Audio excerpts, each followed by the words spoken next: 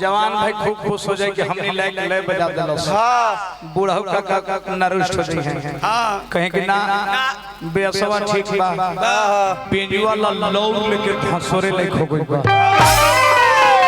पहाड़ पर से बलबीर हेलो भैया ऑपरेटर भाई 3 नंबर बढ़ावा। राजा राज करो कितना बढ़िया ले जौनी बने है भाई सिक्कियों न डोले हो तौनी बनवाना माई बरे लावेले बसरवा हो। मतलब हमने के यही बा पहले के भोजपुरी में आज के भोजपुरी में ही अंतर हो गई बा। हां पहले के भोजपुरी से सुगंध है आवे। हां बेटी बहन मेल फीमेल पूरा परिवार घर में एक साथ भोजपुरी सुने। हां आज भोजपुरी से सुगंध है आवे लगल। हां आज अकेले हो सुने में लाज लागे लगल। हां पहले के अनपढ़ लोग भोजपुरी गा के दुनिया से चली गईले। हां के 40 वर्ष के लौंडा। हां वो लौंडा घोड़ दौड़ के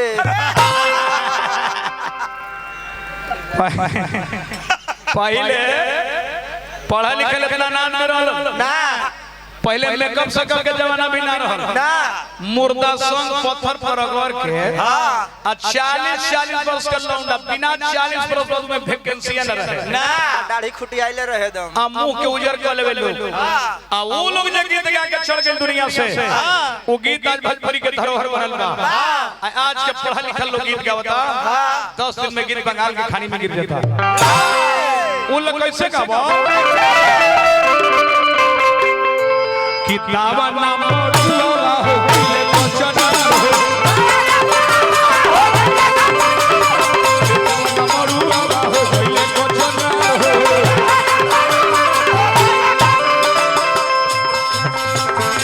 धीरे धीरे बहुत बाटे पूर्वा में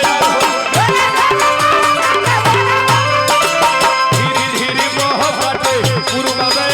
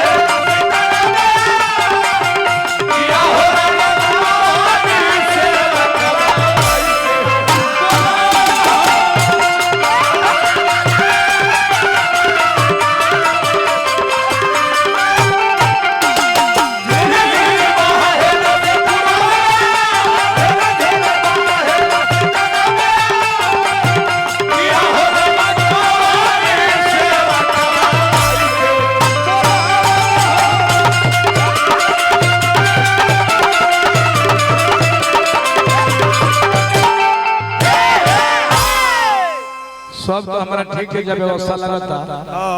ओहो सिरजना तू मुंह चिहार के कहला फट फिर होले बजा दे के पीछे से कोई मारा था देखा मुंह देखा देखी बौरा हा बयास कहीं बिना कारण के कोनो बात नहीं है ना कोनो दुनिया में बिना कारण के बात ना होला ना। रात्रि बनाया गया है सोने के लिए। हां स्लीपिंग प्रकृति ने आपको बनाया है आराम करने के लिए। हाँ आप लोग आके जग जग पंडाल गा के बैठे हैं खड़े हैं क्यों कारण है और सोना माता को श्रद्धांजलि मनावत हैं। हाँ हमने दूगो व्यवसाय में लिखा है पैसा खाती आओ का उतना दूर से न्योता पूरा वैल है जा हर बात के पीछे कुछ न कुछ कारण है। हाँ गेंदा के फूल फूले हा बेली के फूल फूले हा चमेली के फूल फूले हा बेहाया के फूल फूले हा बेहाया के मतलब हम इतने लोग ना जानत छै ना भोजपुरी बेहाया खरखन के कहल जाय। हां बेल मर्दन मिली खरखन में भी फूल होला कोनो फूलवा भाई माई के ना भावे ना आखिर ओड़ो पकाइलो वाली का है कारण है भक्तल के माई गजबे अरे लगला रसूहा माई तोहर मन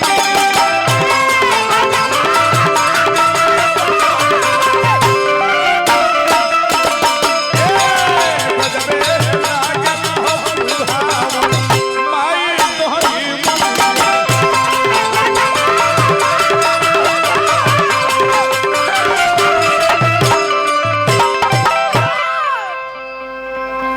देखो भोरे भोरे हो लागल झुलुआ निमिया डोरिया।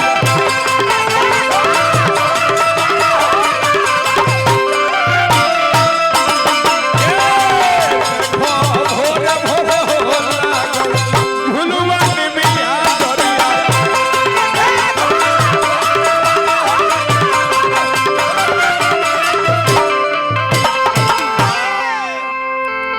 भोरे भोरे देख कर भाई के सिंगार हो। भोरे भोरे देख कर भाई के सिंगार हो।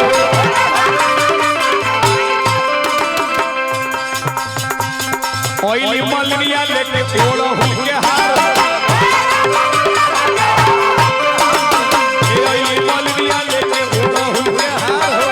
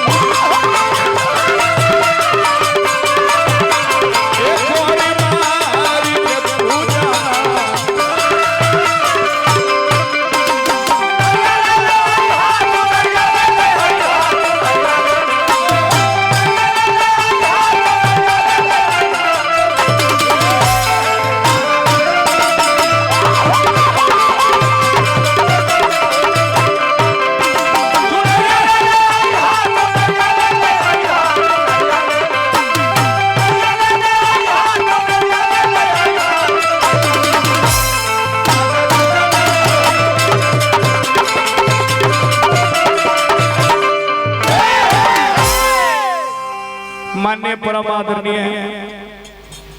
नगेंद्र मुखर्जी के जोर से पुरस्कार पा।